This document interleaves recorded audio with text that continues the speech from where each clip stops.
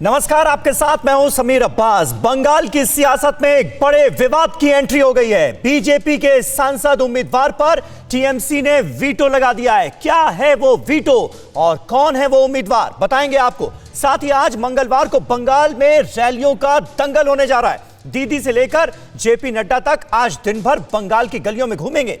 योगी आदित्यनाथ की भी तीन रैलियां हैं। रक्षा मंत्री राजनाथ सिंह भी 3 रैलियां करने जा रहे हैं आज ही।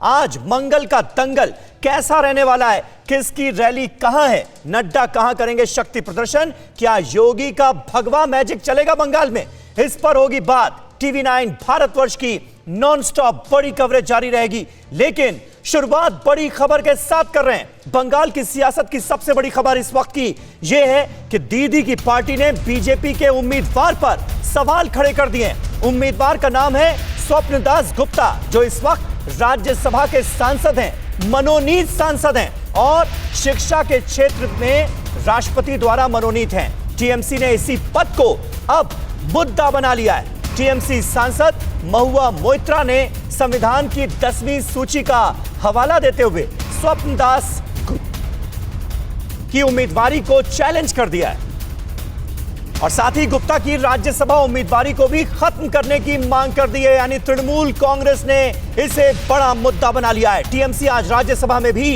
इस मुद्दे को उठाने जा रही है। टीएमसी की सांसद महुआ मोइत्रा ने ट्वीट किया और लिखा कि स्वप्न दास गुप्ता राज्यसभा में मनोनीत सांसद हैं। अगर वो किसी पार्टी को ज्वाइन करते हैं तो उनकी सदस्यता रद्द हो जाएगी। ये ट्वीट भी हम आपको दिखा रहे हैं। संविधान की 10वीं अनुसूची का हवाला दिया गया है और कहा गया है कि अगर वो किसी पार्टी में शामिल होते हैं तो उनकी सदस्यता रद्द हो जाएगी। और संविधान की 10वीं अनुसूची क्या कहती है? 10वीं अनुसूची ये कहती है कि यदि कोई राज्यसभा का मनोनीत सांसद शपथ लेने और उसके 6 महीने की अवधि खत्म होने के बाद किसी राजनीतिक पार्टी में शामिल होता है तो उसे राज्यसभा सदस्यता के लिए अयोग्य घोषित कर दिया जाएगा। और हम सब ये जानते हैं कि स्वप्न दास गुप्ता ने 2016 में बतौर राज्यसभा के मनोनीत सांसद शपथ ली थी। और बंगाल की तमाम खबरों पर बातचीत करने के लिए हमारे साथ कुछ खास मेहमान मौजूद हैं। उनसे आपका तारुफ करा दें। रितेश तिवारी हमारे साथ मौजूद हैं, जो कि बंगाल बीजेपी के उपाध्यक्ष हैं, हमारे साथ जुड़ चुके हैं। तौसीफ अहमद खान हमारे साथ जुड़ रहे हैं, थोड़ी देर में आपको स्क्रीन पर नजर आएंगे, जो कि पॉलिटिकल एनालिस्ट हैं और टीएमसी के बड़े सपोर्टर हैं। गौतम लाहिड़ी साहब हमारे साथ इस वक्त मौजूद हैं, जो कि सीनियर जर्नलिस्ट हैं। लेकिन रितेश तिवारी जी, सबसे पहले मैं आपके पास आऊंगा और आपसे जानने की कोशिश ये होगी कि इस विवाद में कितना दम आप मानते हैं और टीएमसी ने जो आरोप लगाया है और टीएमसी की तरफ से जो बातें कही जा रही हैं वो आपके हिसाब से कितनी मजबूत हैं। लेकिन पहले हम आपको इस विवाद से जुड़े कुछ अहम पॉइंटर्स इंफॉर्मेशन वॉल के जरिए दिखाना चाहेंगे, क्योंकि ये आज का बड़ा मुद्दा बनता हुआ नजर आ रहा है। जिस तरह से स्वप्न दास गुप्ता की उम्मीदवारी को चैलेंज किया गया है टीएमसी की तरफ से और माना यह जा रहा है कि आज राज्यसभा में भी तृणमूल कांग्रेस की तरफ से इस मुद्दे को जोर शोर से उठाया जाएगा। सबसे पहले अब आपको बताते हैं कि यह विवाद है क्या। टीएमसी स्वप्न दास गुप्ता की उम्मीदवारी को चैलेंज क्यों कर रही है, ये आप देख लीजिए। राज्यसभा सांसद स्वप्न दास गुप्ता को दरअसल बीजेपी ने टिकट दिया है। बंगाल विधानसभा चुनावों में उन्हें चुनावी मैदान में उतारा जा रहा है। बीजेपी ने बंगाल की तारकेश्वर सीट से गुप्ता को उम्मीदवार बनाया है और यहीं से होती है विवाद की शुरुआत। टीएमसी ने स्वप्न दास गुप्ता की उम्मीदवारी को चुनौती दे दी है। 10वीं अनुसूची का हवाला देते हुए, तमाम नियमों का हवाला देते हुए तृणमूल कांग्रेस ने दे दी है स्वप्न दास गुप्ता को चुनौती, क्योंकि स्वप्न दास गुप्ता राज्यसभा के मनोनीत सांसद हैं। राष्ट्रपति की तरफ से मनोनीत किया गया है उन्हें केंद्र सरकार की सिफारिश पर। टीएमसी ने संविधान की 10वीं अनुसूची का हवाला दिया है, यानी दल बदल कानून जिसके अंतर्गत आता है, उसी 10वीं अनुसूची का हवाला दिया गया है। मनोनीत सांसद किसी पार्टी को ज्वाइन नहीं कर सकता। इसमें साफ तौर पर इस बात की ताकीद की गई है। टीएमसी ने स्वप्न दास गुप्ता की राज्यसभा सदस्यता इसी वजह से 10वीं अनुसूची के नियमों के आधार पर ही रद्द करने की मांग की है और टीएमसी इस मुद्दे को जोर शोर से उठाने के मूड में साफ तौर पर नजर आती है। अब आपको बताते हैं कि जिनकी उम्मीदवारी को चैलेंज किया जा रहा है वो स्वप्न दास गुप्ता कौन हैं, उनके बारे में अहम जानकारियां आपको देते हैं। स्वप्न दास गुप्ता दरअसल राज्यसभा के मनोनीत सदस्य हैं। 2016 में राष्ट्रपति ने स्वप्न दास गुप्ता को मनोनीत किया था और शिक्षा के क्षेत्र में स्वप्न दास गुप्ता को 2015 में पद्म भूषण भी मिला। देश के कई बड़े अखबारों में वो काम कर चुके हैं, बड़े शिक्षाविद माने जाते हैं।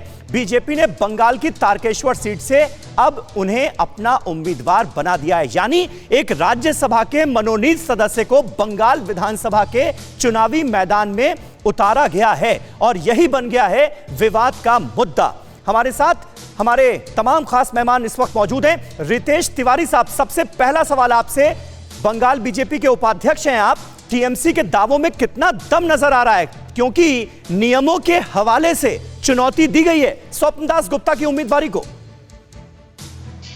ये नॉन इशू है, राजनीतिक लड़ाई में तृणमूल कांग्रेस पिछड़ रही है, इसलिए नॉन इशू को इशू बनाने का प्रयास हो रहा है। पहली बात, स्वपन दास गुप्ता जी भारतीय जनता पार्टी के राष्ट्रीय कार्य समिति के सदस्य हैं। स्वपन दास गुप्ता जी पिछले 2-3 वर्षों से भारतीय जनता पार्टी के राष्ट्रीय नेता के रूप में पश्चिम बंगाल के सभी सभा समितियों में अपना कंट्रीब्यूशन देते आए हैं। तो महुआ को आज जब वो स्वपन दास गुप्ता उम्मीदवार बने तब समझ में आया।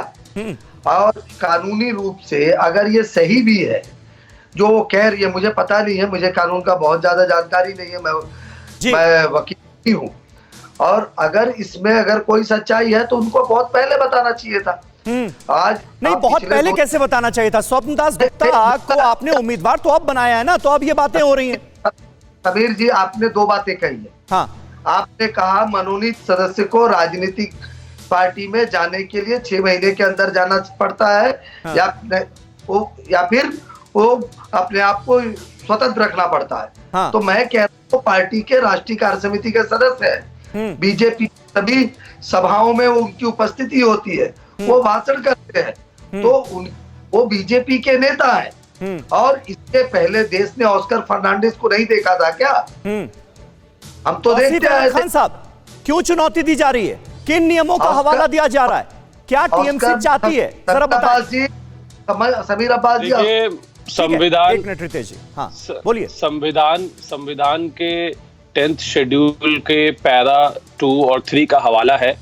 जब प्रेसिडेंट द्वारा नॉमिनेटेड राज्यसभा के वो बनते हैं मेंबर, तो उसमें रूल है कि 6 महीने के बाद अगर वो पार्टी ज्वाइन करते हैं तो उसमें डिस्क्वालिफिकेशन का सवाल खड़ा हो जाता है। लीगली इसी पॉइंट को रेज किया जा रहा है और अभी बीजेपी के प्रवक्ता कह रहे थे कि उन्होंने पहले क्यों नहीं ये बात उठाया।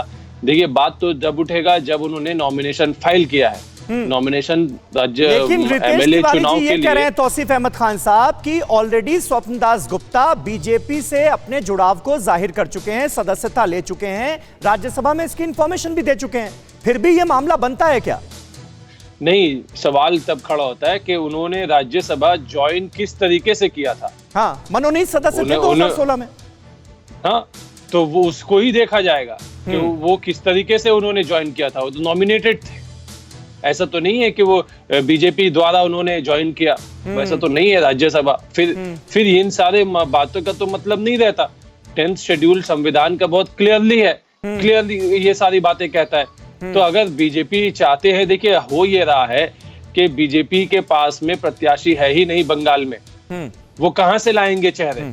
तो वो बीजेपी इस तरह के लास्ट मिनट अरेंजमेंट कर रहे हैं। ये एक अलग मुद्दा है, ये तो इसका ये मतलब नहीं होता है, लेकिन यहाँ पर नियम कायदों की क्योंकि हम बात कर रहे हैं, गौतम लाहिड़ी साहब नियम क्या कहते हैं? और 10वीं अनुसूची का हवाला देते हुए जिस तरह से इस मुद्दे को उठाया जा रहा है, कुछ संविधान विशेषज्ञ भी मान रहे हैं कि यह मामला गंभीर हो सकता है। क्या आने वाले वक्त में राज्यसभा का कैंडिडेचर या फिर विधानसभा चुनाव लड़ने की तैयारी, दोनों में से किसी एक को चुनना पड़ सकता है क्या? देखिए समीर, निश्चित तौर पे एक सवाल उठा है, इस सवाल का जायज भी है, क्योंकि मैंने राज्यसभा वेबसाइट में मैंने चेक किया है, मैंने देखा बीजेपी का 2 नॉमिनेटेड मेंबर है। एक रूपा गांगुली, जिसके उसका परिचय में लिखा हुआ है कि भाजपा सांसद, मतलब वो भाजपा ज्वाइन कर चुके थे। हाँ। लेकिन स्वपन दास गुप्ता का नाम के पास में अभी भी वो नॉमिनेटेड लिखा है, मैंने भी चेक किया सर, नॉमिनेटेड ही लिखा है। दूसरी बात ये है कि उन्होंने, ये भी बात सच है कि वो पार्लियामेंट्री पार्टी मीटिंग जो होते थे वो ज्वाइन किया था। जैसे सुब्रमण्यम स्वामी एक सांसद है, कभी बीजेपी पार्लियामेंट्री पार्टी मीटिंग में उसको आने नहीं दिया गया और वो गया नहीं है। लेकिन Swapan Das Gupta parliamentary party meeting में भी जाते थे। अगर इसका डिसीजन मुझे लग रहा है कि चेयरमैन को ही करना पड़ेगा। अगर बीजेपी ऑफिशियल राज्यसभा चेयरमैन को लिख के दिया है कि वो पार्लियामेंट्री पार्टी ज्वाइन किया है, हाँ, तो ये अलग, लेकिन ये डिबेटेबल इशू है। बात ये सही है, मोहम्मद जो उठाया है वो कानून के मुताबिक, संविधान के मुताबिक वो सही उठाया है, क्योंकि आजकल चुनाव में तो ये सब होगा ही, एक दूसरे को जो ऐसे जैसे आर की जंग है, क्योंकि शुभेंदु ने जैसे कल ममता के बारे में कुछ मुद्दा उठाया था और भले ही चुनाव आयोग ने खारिज कर दिया है, हाँ, लेकिन उसका नाम जारी कर दिया कि वो कैंडिडेट से सही है। लेकिन इसलिए मोहम्मद तो भी स्वपन दास गुप्ता के बारे में जो उठाया था, तो ये मामला स्वपन दास गुप्ता को भी मुझे लग रहा है कि अभी तक वो नॉमिनेशन अगर फाइल किया कि नहीं किया, मुझे फाइल अगर नहीं किया तो उसका संसद पर जाएंगे नहीं, तो इसका मतलब वहां पे उम्मीदवार बदल भी करना पड़ेगा शायद बीजेपी। ठीक है अभिषेक उपाध्याय, क्योंकि मुझे नजर आ रहे हैं अभिषेक, स्वपन दास गुप्ता के कैंडिडेचर को लेकर किस तरह की हलचल बंगाल के चुनावी मैदान में आपको नजर आ रही है, और क्या बीजेपी इसके लिए भी तैयार है कि राज्यसभा की अगर बतौर की सांसदी जो है वो जाती है तो जाए, लेकिन चुनावी मैदान में मजबूत उम्मीदवार पेश करना ज्यादा जरूरी है? क्या बात इस हद तक जा चुकी है? बिल्कुल ठीक कह रहे हैं समीर, यही कहानी यह विषय है। इसमें दोनों ओर से तर्क दिए जाएंगे। स्वपन दास गुप्ता हैं, महबूबा मोइत्रा जो उठा, इन तर्कों की बात करें तो राजनीति यही है कि अगर वो चीज वो उनको छोड़ना भी पड़ा तो कोई दिक्कत नहीं है। Tarkeshwar seat important. अभिषेक आपके ऑडियो में प्रॉब्लम आ रही है, हम दोबारा आपके पास लौटते हैं और तफसील से करेंगे बात। और अपने दर्शकों को यह बता दें कि आज बंगाल में रैलियों का मंगलवार है, उसके बारे में कुछ अहम जानकारियां आपको ग्राफिक्स के जरिए हम बताने की कोशिश करते हैं कि किस नेता की कितनी रैलियां आज होनी है। बंगाल का चुनावी समर जो है, इसमें माहौल गर्माता जा रहा है। बंगाल में आज जेपी नड्डा की 3 रैलियां हैं। रक्षा मंत्री राजनाथ सिंह भी आज बंगाल के चुनावी मैदान में उतरेंगे, 3 रैलियां करेंगे। इसके अलावा ममता बनर्जी 2 रैलियां करेंगी आज, और उनका अंदाज जो है वो बदल चुका है। व्हील चेयर पर पहुंचती हैं, पैर में प्लास्टर लगा हुआ है, और उसी तरह से रैली को संबोधित करती हैं। 2 रैलियां करेंगी। इसके अलावा यूपी के सीएम योगी आदित्यनाथ भी बंगाल में आज होंगे, और एक के बाद एक 3 ताबड़तोड़ रैलियां योगी आदित्यनाथ की भी होने जा रही हैं। वहीं बीजेपी अध्यक्ष निकालेंगे बाबा साहेब के सम्मान में यात्रा। देखिए, ये एक अहम जानकारी सामने आ रही है। डॉक्टर भीमराव अंबेडकर के सम्मान में आज बीजेपी अध्यक्ष जेपी नड्डा एक यात्रा निकालने जा रहे हैं। पूरा प्रोग्राम तैयार कर लिया गया है। बंगाल के कोतुलपुर से शुरू होगी ये सम्मान यात्रा। ठाकुर पंचानन वर्मा, हरिचंद ठाकुर के सम्मान में भी यात्रा निकाली जाएगी। 18 जिलों की 157 सीटों को कवर करेगी ये यात्रा। तो 18 जिलों की 157 सीटों को कवर करने के इरादे से आज मैदान में उतरेंगे जेपी नड्डा। बाबा साहेब के सम्मान में नड्डा मैदान में। तो ये डिटेल जो है, इस बारे में अहम जानकारियां रविशंकर दत्ता हमारे साथ मौजूद हैं। रवि, इसके जरिए क्या मैसेज देने की कोशिश भारतीय जनता पार्टी की तरफ से?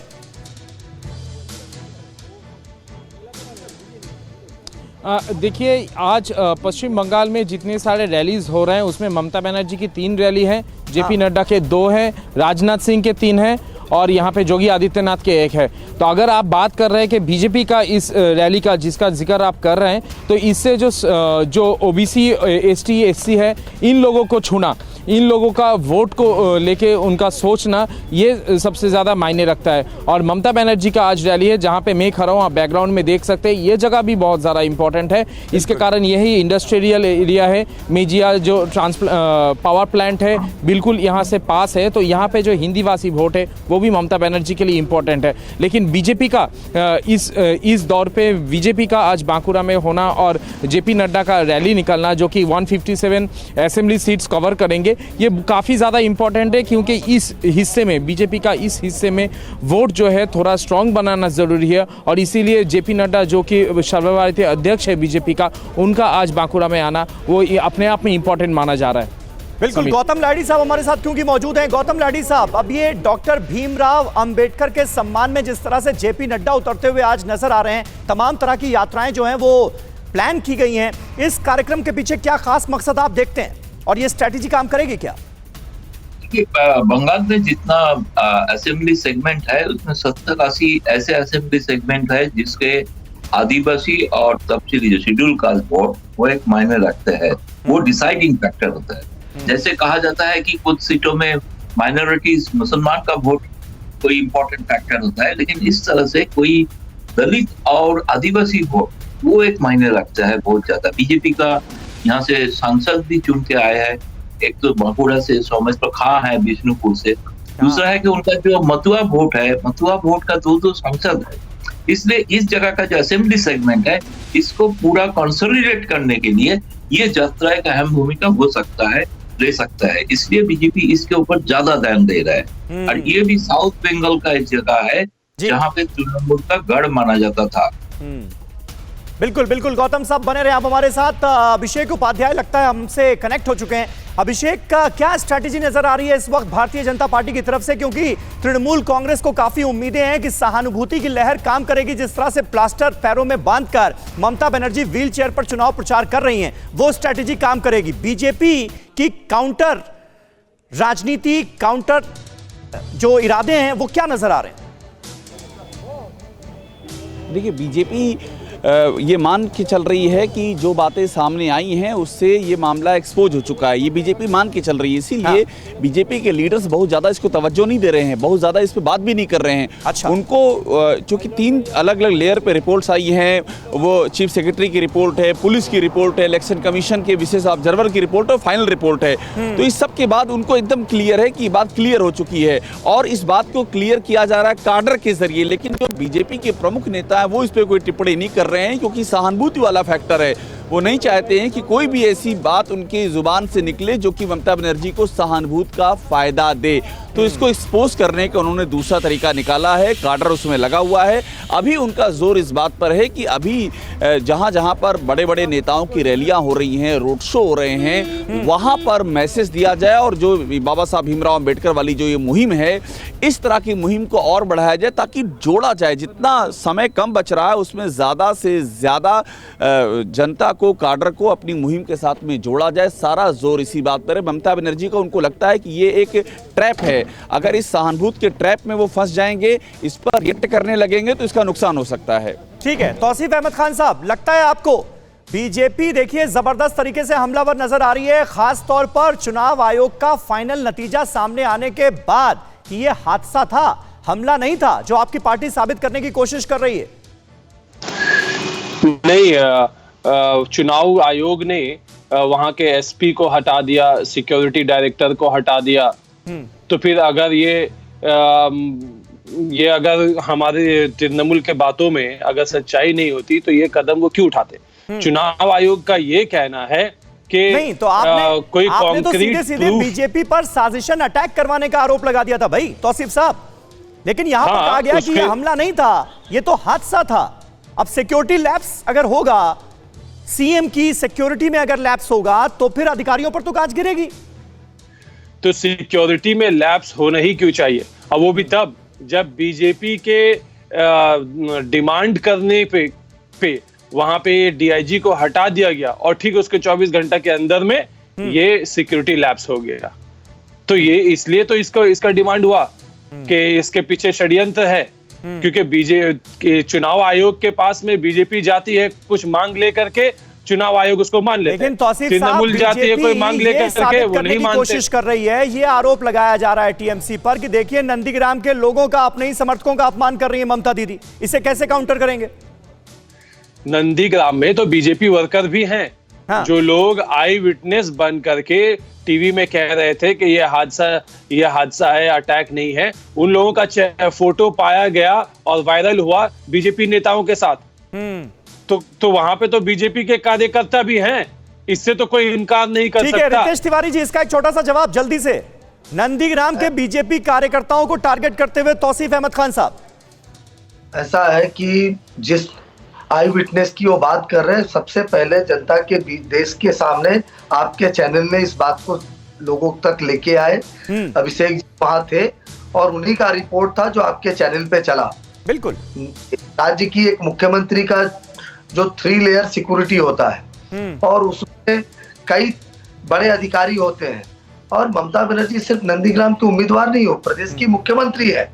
चाहे चुनाव आयोग भले प्रशासन को टेक ओवर किया है, लेकिन मुख्यमंत्री की सुरक्षा चुनाव आयोग के चलते थोड़ा ही कम हो गया। मुख्यमंत्री जहां होती है हमेशा वहां कैमरा होता है, लोग होते हैं, उनके समर्थक होते हैं, अधिकारी होते हैं। अगर भाजपा ने उन पर हमला करवाया तो नाम के साथ नामजद FIR क्यों नहीं कराई गई? तो ममता जी के तरफ से भी नहीं कराई गई, तृणमूल कांग्रेस की तरफ से नहीं कराई गई, सिर्फ मीडिया बाइट दिया गया। और तौसीफ साहब जैसे लोग टीवी चैनल पे आके भाजपा के ऊपर आरोप लगा रहे। मैं चैलेंज करता हूँ, तृणमूल कांग्रेस नामजद FIR दर्ज कराए। चुनाव आयोग की बात को अगर जो इनके अधिकारी हैं, कोई चुनाव आयोग दिल्ली से या पंजाब से वहां पर अधिकारी तो बंगाल में लेके नहीं आए। जो बंगाल कैडर के IAS IPS है, X के जगह Y काम कर रहा है, Y के जगह बताइए तौसीफ अहमद खान, कराएंगे FIR दर्ज, हाँ या ना? देखिए FIR में नाम नहीं दिया गया क्योंकि कोई वहां पे FIR तो दर्ज हुआ है, शायद इन्हें मालूम नहीं है नंदीग्राम में FIR दर्ज। हाँ, तो नाम कहाँ से आएगा? नाम तो ये बताएंगे ना कि कौन लोग थे। ममता बनर्जी ने तो पहचाना नहीं बाय नेम। जनता भीड़ में से अगर कुछ लोग आकर के धक्का दिए इस तरीके से कि गाड़ी का दरवाजा जो है उनका पैर पे लगा और चोट लगा, तो उस भीड़ में, उस गहमा गहमी में तो उन्होंने तो ना चेहरा देखा है और ना ही वो उन लोगों को नाम से पहचानती हैं। उन्होंने तो बताया ये काम तो पुलिस का था, पुलिस तो है ही नहीं। ये सब देखिए, ये मुद्दा तो राजनीति में आ गया है। ममता बनर्जी अगर पैर में बैंडेज लगा के घूम रही है, निश्चित तौर पे इसके लिए वो सिंपैथी लेने की कोशिश कर रहा है। और उनका जो कार्यकर्ता है इसमें वो ज्यादा जोश पे आते हैं, वो भावना में बह जाते हैं। सभा भी किए है, इसमें भले ही चर्चा हो, लेकिन फैक्ट है कि पैर की चोट आया है। गौतम साहब बिल्कुल बने रहे हमारे साथ, और इस बीच अपने दर्शकों को जरा आज की डेवलपमेंट्स क्या होने वाली हैं बंगाल में वो बता दें। अब आपको बताते हैं, नड्डा, जेपी नड्डा, बीजेपी के अध्यक्ष, जो सम्मान यात्रा निकालने वाले हैं, उसका मैसेज क्या है, संदेश देने की कोशिश क्या होगी, ये जरा आपको इंफॉर्मेशन वॉल के जरिए समझाते हैं। बीजेपी अध्यक्ष डॉक्टर भीमराव अंबेडकर के सम्मान में आज बंगाल में यात्रा निकालने जा रहे हैं और पश्चिम बंगाल के कोतुलपुर से शुरू होकर होगी ये सम्मान यात्रा। बाबा अंबेडकर के सम्मान में ठाकुर पंचानन वर्मा और हरिचंद ठाकुर को भी सम्मानित करेगी बीजेपी, और बाबा साहेब के सम्मान में यात्रा बंगाल के 1-2 नहीं 18 जिलों से गुजरेगी। सम्मान यात्रा पश्चिम बंगाल की यानी 157 विधानसभा सीटों को कवर करेगी। तो आप अंदाजा लगा सकते हैं, यानी बड़े पैमाने पर इस यात्रा की तैयारी की गई है। रितेश जी हमारे साथ बीजेपी से मौजूद हैं, ये बताइए कि इस यात्रा के जरिए क्या मैसेज देने की कोशिश बीजेपी की है, क्योंकि 157 विधानसभा सीटों को कवर करने जा रहे हैं आप लोग। मैं एक लाइन ऐड करना चाहता हूं, पुरानी बातों में मुझे अपने समय नहीं दिया उस समय। शेख सुफियान तृणमूल कांग्रेस के नेता हैं पूर्व मिदनापुर के, और वो दीदी के ऑडियो में दिक्कत आ रही है, ऑडियो में दिक्कत आ रही है। रितेश तिवारी जी, आपका ऑडियो नहीं आ रहा है हम तक, हम दुरुस्त कराने की कोशिश करते हैं इसे, आप भी अपने लेवल पर देख लीजिए। लेकिन इस बीच एक और अहम जानकारी हम तब तक अपने दर्शकों को दे देते हैं। बंगाल के बांकुरा में आज ममता बनर्जी की रैली होने जा रही है। तीसरे दिन लगातार व्हील चेयर से ममता चुनावी हुंकार भरेंगी। दोपहर 12 बजे बांकुरा में ममता बनर्जी की रैली होनी है। 3 बजे एक जनसभा को संबोधित करेंगी ममता बनर्जी। दोपहर 12 बजे बांकुरा में ममता बनर्जी की रैली होनी है, और लगातार पिछले 3 दिनों से आप देख रहे हैं ममता बनर्जी का यह खास अंदाज। व्हील चेयर पर जा रही हैं, पैर में प्लास्टर लगा हुआ है, और इसी तरह से चुनावी रैलियों को, चुनावी सभाओं को ममता बनर्जी संबोधित कर रही हैं।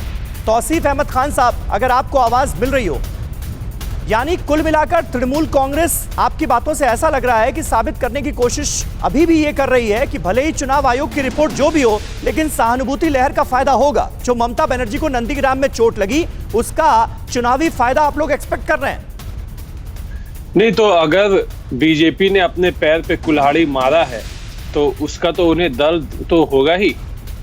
आज बंगाल के सेंटिमेंट जो है वो तो ममता बनर्जी के साथ है। आज बंगाल का नारा यह है कि बांग्ला निजेर में के चाहे, कि बंगाल अपनी बेटी को चाहता है फिर से चीफ मिनिस्टर बनाना। और जिस दिन यह हमला हुआ था उस दिन बंगाल का रिजल्ट तय हो गया था। 2 मई की वेट करने की जरूरत नहीं है, ऑलरेडी फैसला जो है वो दीवार पे लिखा जा चुका है कि फिर से चीफ मिनिस्टर ममता बनर्जी बनकर आ रही है और 220 से ज्यादा सीट लेकर के आएंगी। इसमें तो इनको ख्याल रखना चाहिए था। इनका तो चुनावी मुद्दा शुरू से यही रहा है कि बंगाल को बदनाम करो। अब बंगाल को बदनाम करते करते यहाँ पे ममता बनर्जी को आ गई। देखिए, मुगालते में है तृणमूल कांग्रेस के लोग। हारती हुई चुनाव देख के ममता बनर्जी ने नंदीग्राम को अपमानित किया। ममता बनर्जी ने झूठ का सहारा लिया और वो पूरी तरीके से एक्सपोज हो गई। पूरी तरीके से एक्सपोज हो गई। दूसरी बात, बंगाल का इनका जो नारा है, बंगाल अपनी बेटी को चाहती है, तो बंगाल अपनी बेटियों को पिछले 10 वर्षों में हुई अपमान का बदला चाहती है। बंगाल 80 साल की माता के ऊपर हुए हमला का जवाब चाहती है। बंगाल एक के बाद एक महिलाओं के ऊपर हुए जो प्रताड़ना है उसका जवाब चाहती है। पिछले 3 वर्षों में एनसीआरबी को जो रिपोर्ट नहीं भेजा, जो उसका जवाब चाहती है। बंगाल में जिस तरीके से सिर्फ और सिर्फ भारतीय जनता पार्टी करने के चलते हमारे महिला कार्यकर्ताओं को जिस तरीके से प्रताड़ित किया गया, महिला कार्यकर्ता के सर पे गोली मारी गई, ठीक है रितेश जी मैं आता हूं आपके पास। ममता बनर्जी की चुनावी रैली के लिए इस वक्त क्या तैयारियां हैं, ये जानने के लिए एक बार फिर रविशंकर दत्ता का हम रुख करते हैं। रवि, ये मुद्दा तो देखिए बन चुका है। भले ही ममता बनर्जी खुलकर ना बोले, लेकिन उनके भतीजे अभिषेक बनर्जी तो लगातार चुनावी सभाओं में अभी भी बीजेपी को अटैक के लिए जिम्मेदार ठहराते हुए नजर आ रहे हैं। जहां आप मौजूद हैं वहां क्या तैयारियां, दिखाएं जरा। समीर, सबसे पहले आपको ये बता दें, ये सिर्फ अभिषेक बनर्जी नहीं, ममता बनर्जी खुद कल पहले जो सभा हुआ था इस पे पुरुलिया पे, वहां पे वो खुद कही थी कि उस दिन मैं जान से बच चुका हूं, ये भगवान का देन है, लेकिन मेरे ऊपर अटैक हुआ था। ये अभिषेक बनर्जी नहीं, खुद ममता बनर्जी कर रहे हैं। तो ये तृणमूल कांग्रेस का पार्टी स्टैंड बन चुका है। हालांकि बीजेपी का नाम नहीं लिया, अभिषेक बनर्जी तो बाकायदा बीजेपी का नाम लेकर कह रहे हैं। जी बिल्कुल, अभिषेक बनर्जी बोलिए या तो फिर ममता बनर्जी, अगर तृणमूल कांग्रेस के बड़े 2 शीर्ष नेता अगर कुछ कह रहा है तो मान लीजिए ये पार्टी स्टैंड है। अब तृणमूल कांग्रेस अगर ऐसा कह रहा है, चुनाव आयोग कुछ भी कहे, तृणमूल कांग्रेस यही प्रचार करेंगे। आपको मैं दिखाना चाहता हूं, जहां पे मैं खड़ा हूं देख लीजिए एक बार मंच कैसे बनाए गए हैं कि हर बार कल से हम लोग जो देख रहे हैं, कोलकाता से इनफैक्ट हम लोग जो देख रहे हैं, मंच वैसे ही बनाया गया है। यहाँ पे बांग्ला में लिखा हुआ है बीच में, बांग्ला निजेर में की चाय, इसका मतलब बांग्ला अपना बेटी को चाहता है। बांकुड़ा जिला तृणमूल कांग्रेस का ये सभा है, जनसभा है, सालतोरा विधानसभा है ये। और आपको दिखाना चाहते हैं, देखिए रैम भी यहाँ पे बन चुका है। ममता बनर्जी कल जैसे पुरुलिया में वो उतरी थी, जहाँ पे प्रोग्राम हो रहा था, वहीं पे उनका हेलीकॉप्टर चॉपर लैंड किया था। आज भी वैसे ही होगा। और देखिए यहाँ पे पूरा जो स्टेज है ये पूरा यहाँ पे रेडी कर दिया गया है। हालांकि अलग बात है, लोग अभी तक नहीं आए हैं धीरे, क्योंकि धूप बहुत ज़्यादा है, आप समझ सक रहे हैं, तो लोग थोड़ा धीरे बाद में आएंगे। लेकिन यहाँ पे प्रिपरेशंस बिल्कुल रेडी है और जो छोटे मोटे काम है वो अभी चल रहा है। ठीक है रविशंकर दत्ता, ये बताइए कि जिस तरह से भारतीय जनता पार्टी अब अपने सांसदों को चुनावी मैदान में उतार रही है, क्या इस मुद्दे पर टीएमसी अब हमलावर नजर आ रही है? क्योंकि टीएमसी ये साबित करने की कोशिश कर रही है कि देखिए भाई, इनको उम्मीदवारी के लिए अपने कैंडिडेट्स नहीं मिल रहे हैं, इसलिए सांसदों को लाना पड़ रहा है। यह भी एक मुद्दा है क्या?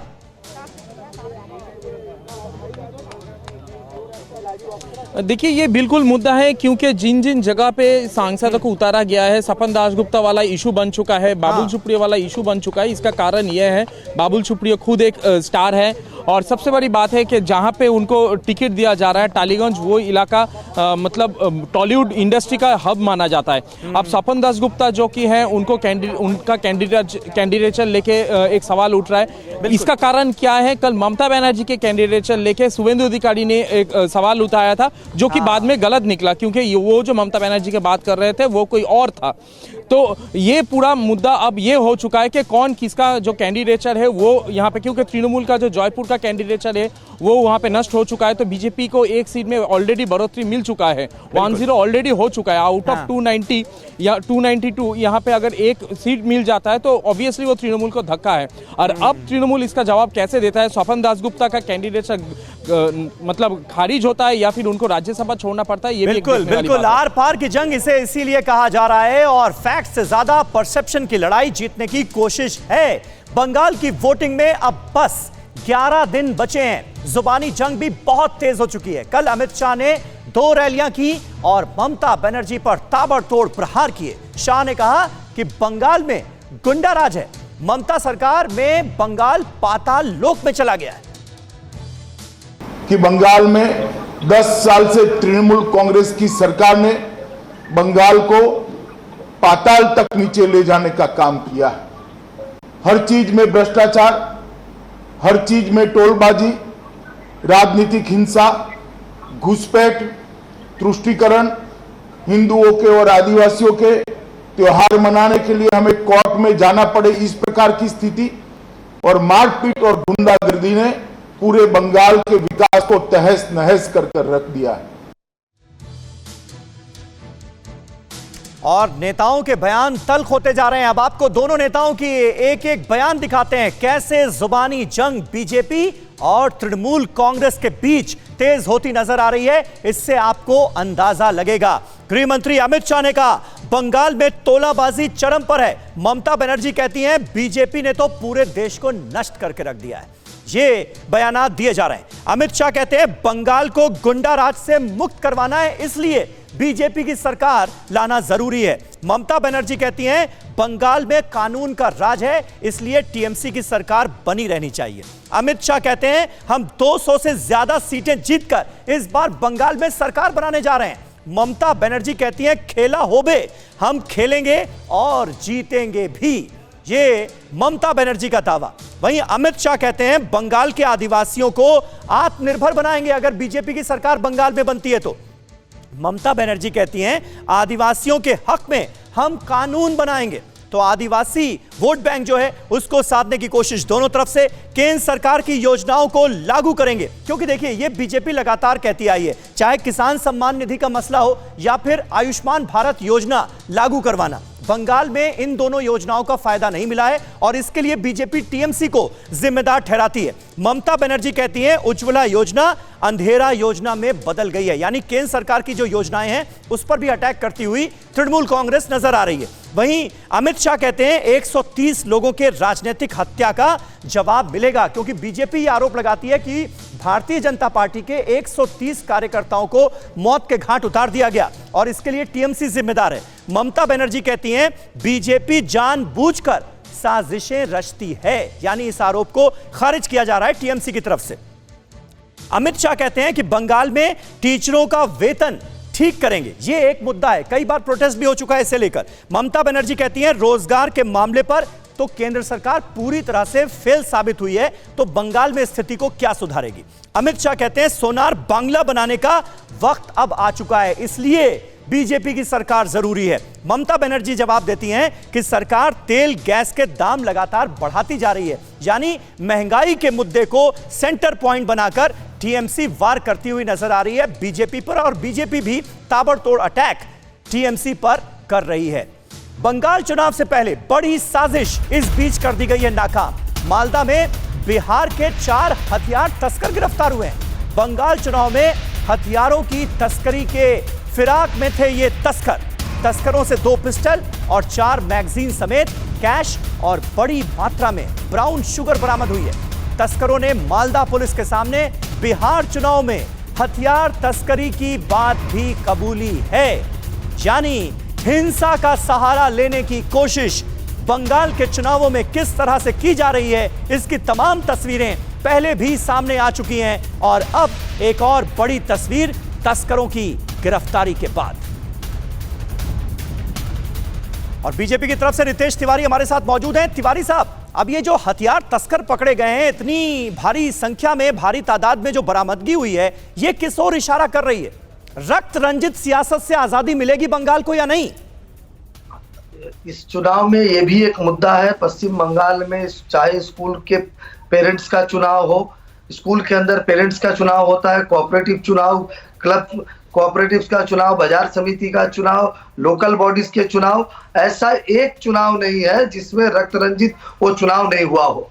और चुनाव आयोग का से हमारा मांग है कि फ्री एंड फेयर इलेक्शन हो, ताकि लोग अपना मतदान निर्भयता पूर्वक करें। और इस कदम में जिस तरीके अगर लोग पकड़े जा रहे हैं, हमारा तो मांग है कि जितना हथियार आता कैसे है, और होम मिनिस्टर ममता बनर्जी स्वयं है, एक एक घटना के बाद आप कह रहे हैं हिंसा की इजाजत किसी भी लोकतंत्र में नहीं दी जा सकती। मुद्दों के आधार पर चुनाव लड़े जाने चाहिए, ना कि हिंसा के दम पर। बहुत बहुत शुक्रिया आप सभी का हमारे साथ इस बातचीत में जुड़ने के लिए। फिक्र आपकी, सोमवार से शुक्रवार रात 9 बजे सिर्फ TV9 भारतवर्ष पर।